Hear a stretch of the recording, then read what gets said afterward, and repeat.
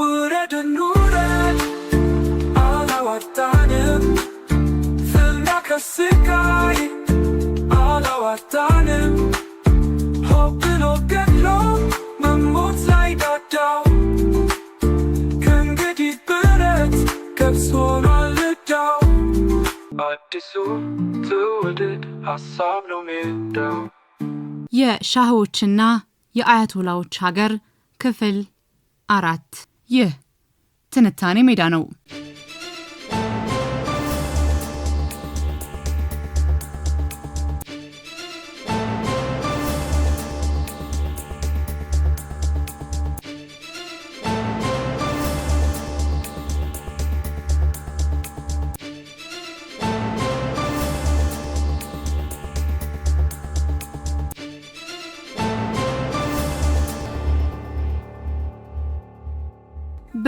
በ1977 የጀርመን ኢራን የባህል ማህበር ዳግም መነቃቃት ባሳየው የኢራን የደራሲያን ማህበርና በጀርመኑ ገተ ኢንስቲትዩት ትብብር በመዲናዋ ቴሄራን ለተከታታይ ቀናት በተዘጋጀው የስነ ጽሑፍ ንባብ መድረክ በሀገሪቱ ታሪክ ለመጀመሪያ ጊዜ ማህበራዊ ብሶቶችና የፖለቲካ ተቃውሞዎች በአደባባይ መገለጽ የቻሉበት እድል ተፈጠረ።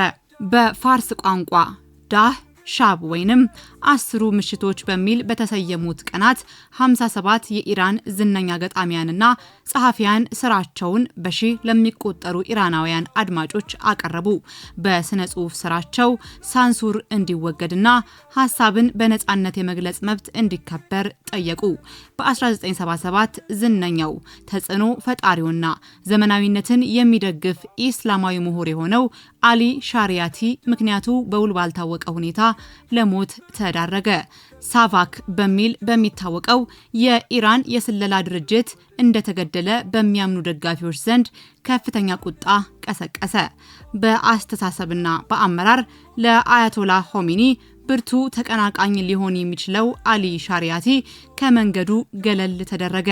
በመጨረሻም የአያቶላ ሆሚኒ ልጅ ሙስጠፋ በልብ ድካም ሞተ ተባለ። የእርሱም ሞት ከሳቫክ ጋር ተያያዘ። በቴሄራን የተዘጋጀው የሙስጠፋ የቀብር ስነ ስርዓት ወቅት አያቶላህ የህዝብ እይታን አገኙ። በዚህ ጊዜ የሻህ የሊበራላይዜሽን ፖሊሲ ተግባራዊ እየተደረገ ነበር። ሴኩላር አመለካከት ያላቸው ተቃዋሚዎችም መንግስትን ለማውገዝ በምስጢር ተሰባሰቡ። ግራ ዘመም አመለካከት ባለው ሰኢድ ሶልታፑር የተባለ አንድ ምሁር የተመራና ጸረ መንግስት ግጥሞች የቀረቡበት የኢራን ደራሲያን ማህበር ያዘጋጀው የንባብ መድረክ ቴሄራን በሚገኘው የገተ ኢንስቲትዩት ተካሄደ። የአሊ ሻሪያቲን ሞት ተከትሎ ለሞት በተዳረጉ ሰዎች የሻህ መንግስትን ተጠያቂ ለማድረግ በእንግሊዝ ትዕይንተ ህዝብ ተካሄደ። ቀጥሎም የአያቶላ ሆሚኒ ዋና ረዳትና የበህር ልጃቸው ሙስጠፋ ሆሚኒ ኦክቶበር 23 1977 በእኩለ ሌሊት ናጃፍ በተባለች አንዲት የኢራቅ ከተማ ሲሞት የኢራቅ መንግስትና የኢራን የስለላ ድርጅት ሳቫክ በልብ ድካም ሞተ ቢሉም ብዙዎች በሳቫክ መገደሉን አመኑ። ከዚህ አጋጣሚ በኋላ አያቶላ ሆሚኒ በዝምታ ቢቆዩም የሞቱ ዜና ኢራን ሲደርስ በበርካታ ከተሞች የተዘጋጀው የሐዘን ስነ ስርዓት የተቃውሞ መድረክ ሆነ። በአባቱ የተነሳ የሙስጠፋ ሞት ፖለቲካዊ ተደረገ። አመጽ ተቀጣጠለ።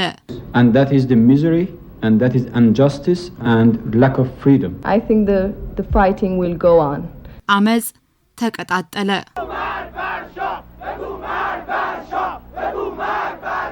በጃንዋሪ 7 1978 በሀገሪቱ ብሔራዊ ዕለታዊ ጋዜጣ ቀይና ጥቁር ቅኝ ግዛት በኢራን በሚል ርዕስ አንድ መጣጥፍ ታትሞ ወጣ። ይህ መጣጥፍ አንድ የመንግስት የደህንነት ሰራተኛ በብዕር ስም የጻፈው መጣጥፍ ሲሆን እብድ የህንድ ገጣሚና የእንግሊዝ ሰላይ የሆነው ሆሚኒ ኢራንን ለኒዮ ኮሎኒያሊስቶችና ለኮሚኒስቶች ለመሸጥ ሴራ እየሸረበ ነው የሚል ውግዘት የቀረበበት መጣጥፍ ነበር። ቁም በተባለች ከተማ በሚገኝ አንድ መድረሳ በተሰጠ የቅስቀሳ ትምህርት የተነሳሱ በርካታ ተማሪዎች ህዝባዊ አመጹን ተቀላቀሉ። የሻህ የጸጥታ ኃይሎችም እርምጃ ወሰዱ። 300 ገደማ ተማሪዎች በጸጥታ ኃይሎች ተገደሉ። የሻህ መንግስት ጨካኝ እርምጃ ቢወስድም አመጹ በመፍረስ ፈንታ ተቀጣጠለ።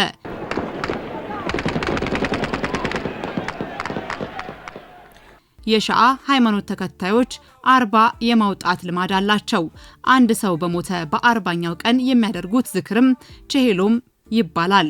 አያቶላ ሆሚኒ የእስልምና ዛፍ በሰማዕታት የሚያድግ ነው ሲሉ በተናገሩት ቃል የተደፋፈሩ አንዳንድ አክራሪዎች የተገደሉት ተማሪዎች 40 እንዲታሰብ በመስጊዶችና በለዘብተኛ የሃይማኖት መሪዎች ላይ ግፊት በመፍጠር ሁነቱን የተቃውሞ መድረክ ሊያደርጉ ታቀዱ። መስጊዶችና ባዛሮች የአመጽ ማደራጃ ሆኑ። ቆም ከተባለው መድረሳ ለአመጽ በወጡ ተማሪዎች ላይ የጸጥታ ኃይሎች ጥቃት በተፈጸሙ በ40ኛው ቀን በተለያዩ ከተሞች ዳግም አመጽ ተቀጣጠለ። በተለይም ታብሪዝ በተባለች ከተማ የተካሄደው አመጽ ወደ ረብሻ ተቀይሮ የምዕራባውያንና የመንግስት ምልክት የሆኑ ሲኒማ ቤቶች፣ ቡና ቤቶች፣ የመንግስት ባንኮች እንዲሁም የፖሊስ ጣቢያዎች በእሳት ጋዩ። የኢራን ንጉሳዊ ሰራዊት ኢምፔሪያል ኢራኒያን አርሚ በሰሜን ምዕራብ ኢራን በምትገኘው ታብሪዝ የተባለች ከተማ ጸጥታ ለማረጋጋት ተሰማራ። አሁንም ወጣቶች ሞቱ። የእነዚህን ወጣቶች 40 ምክንያት በማድረግ ቴህራንን ጨምሮ ቢያንስ በ55 የኢራን ከተሞች ትዕይንተ ህዝብ ተካሄደ። ትዕይንተ ህዝቡ እንደተጠበቀው ወደ ከፋ ብጥብጥ ተቀየረ። ወጣቶች ሞቱ። አሁንም የሟች ወጣቶችን 40 ለመዘከር ህዝቡ ዳግም ወደ ጎዳና ወጣ። እንዲህ እያለች ኢራን የአብዮት ምህዋር ውስጥ ገባች።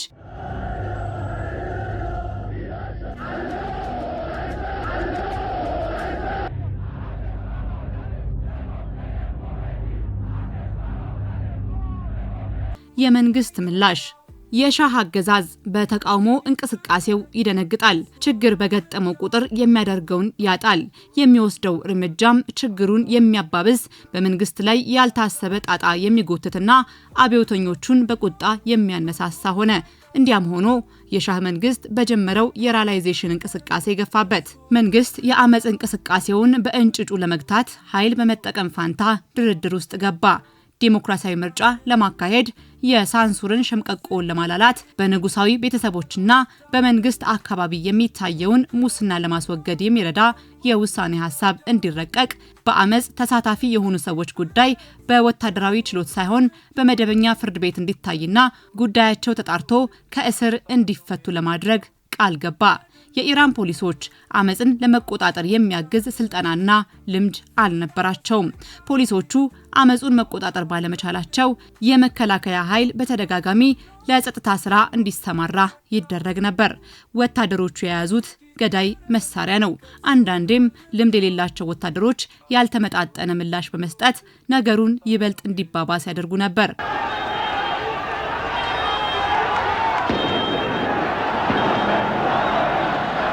የኢራኑ ሻህም በአደባባይ እየወጣ ወታደሮቹን ያወግዛቸው ነበር።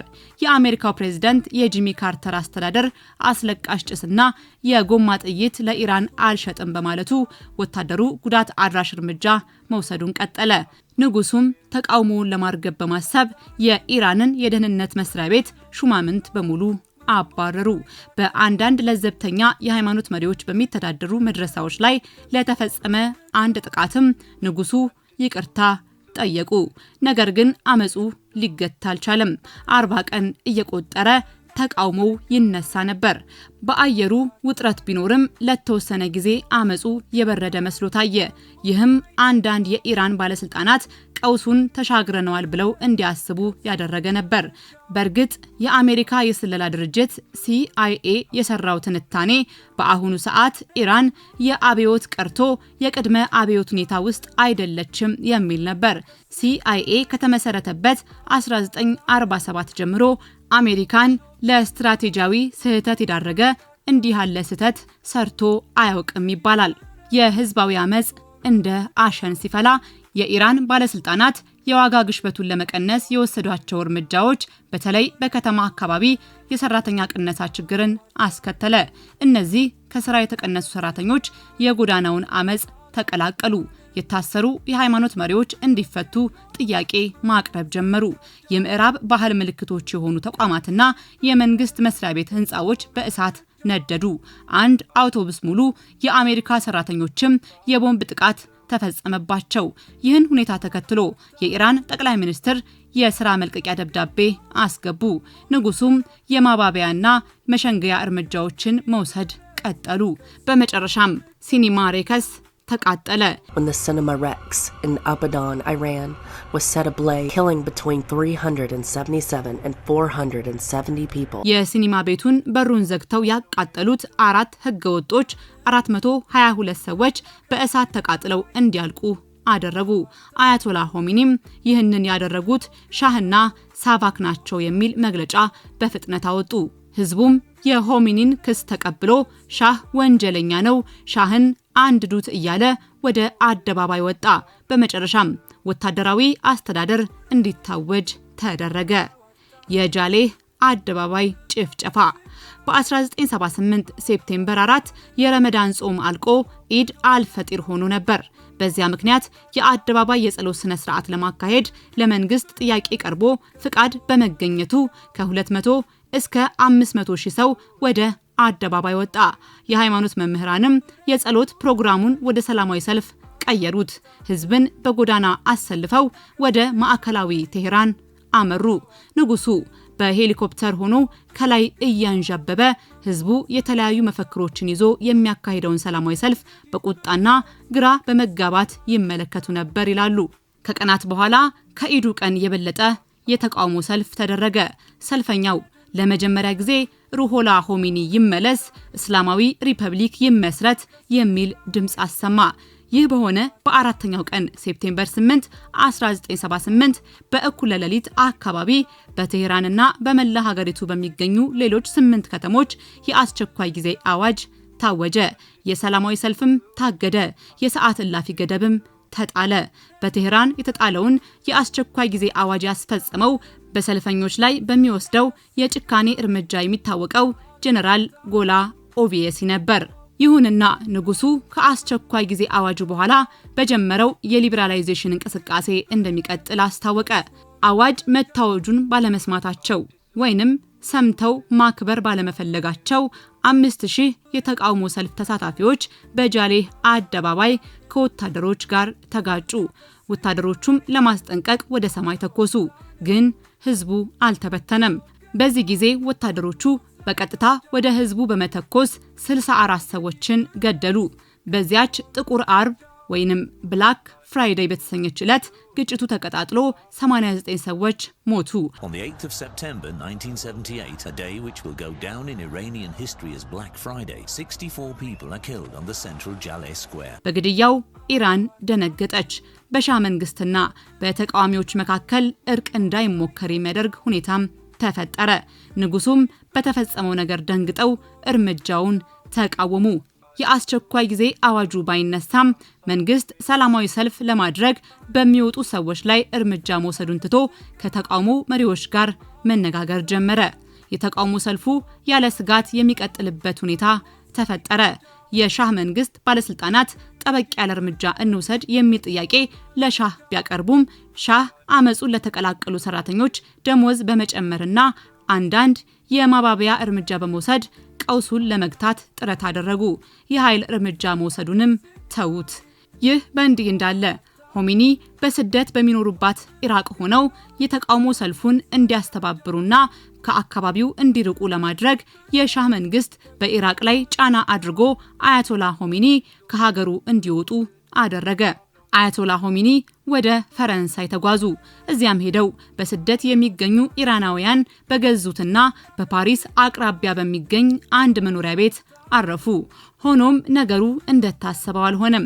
የምዕራቡ ሚዲያዎች በተለይም ቢቢሲ አያቶላ ሆሚኒን የዓለም እይታ ውስጥ አስገባቸው። አያቶላ ሆሚኒ በምዕራቡ ዓለም የተለመደ አንድ ስም ሆነ። ሆሚኒም ስልጣን ለመጨበጥ ሳይሆን ህዝብን ከጭቆና ለማላቀቅ የሚታገሉ ሃይማኖታዊ ሰው አድርገው ራሳቸውን አቀረቡ። እንደ አያቶላ ሆሚኒ ያሉ ሃይማኖታዊ አስተምሮ ያላቸው ሰዎችን በጥርጣሬ የሚያዩት የምዕራብ ሚዲያዎችም የቆየ ልማዳቸውን በመተው የሆሚኒን ዝና ለማስተጋባት የሚሰሩ ሁነኛ መሳሪያ ሆነው ተገኙ። ይህም የሚዲያ ሽፋን ሆሚኒ ለዘብተኛ አመለካከት ካላቸው የሃይማኖት መሪዎች በበለጠ ጎልተው እንዲወጡና የኢራን ህዝብ ለንጉሱ ያለው አመለካከት እንዲዛነፍ የማድረግ ውጤት ነበረው። ይህ በእንዲህ እንዳለ ሴኩላር የመንግስት አስተዳደርን የሚደግፍ አንድ የተቃዋሚ ፓርቲ መሪ ከሆሚኒ ጋር ለመወያየት ወደ ፓሪስ አቀና። ሁለቱ ሰዎች እስላማዊና ዲሞክራሲያዊ ህገ መንግስት ለማርቀቅ ስምምነት አደረጉ። ሆሚኒም ዲሞክራሲያዊ ዝንባሌ ይዘው ለመታየት ጥረት ሲያደርጉ ቆዩ። የሻህ የጸጥታ ኃይሎችም እርምጃቸውን ለማለዘብ ሲሞክሩ የተቃውሞ እንቅስቃሴው ይበልጥ እየተጠናከረ መጣ። የመንግስት ተቃዋሚዎች ቀስ በቀስ መሳሪያ መታጠቅ ያዙ። በመከላከያው ላይ መተኮስ፣ የባንኮችንና የመንግስት መስሪያ ቤት ህንፃዎችን ማጥቃትና ሀገሪቱን ወደ ቀውስ የመጎተት ስራው ቀጠለ። ውረድን ውረድ አላዋጣንም፣ ፍና ከስቃይ አላዋጣንም፣ ሆብሎ ገድሎ መሞት ላይ ዳዳው ከእንግዲህ ብረት ገብስ ሆኗል ዕዳው። አዲሱ ትውልድ ሀሳብ ነው ሜዳው።